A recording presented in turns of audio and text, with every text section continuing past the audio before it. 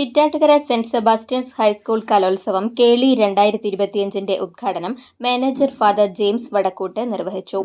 ആടും പാതിരി എന്നറിയപ്പെടുന്ന Kandassankadavu saint Mary's nativity forane church assistant വികാരി father Ajith Chittilappally മുഖ്യാതിഥിയായിരുന്നു.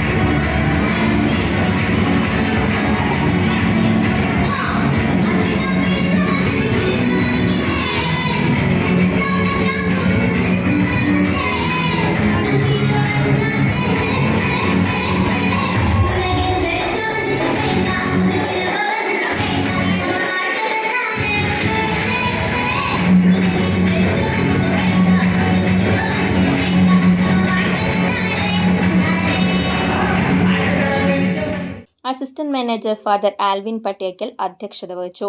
പ്രധാനാധ്യാപകൻ MK Simon, കലോത്സവ convener Meera F Mechery, ward member MK Sarath Kumar, mother PTA president Saritha Senson തുടങ്ങിയവർ സംസാരിച്ചു.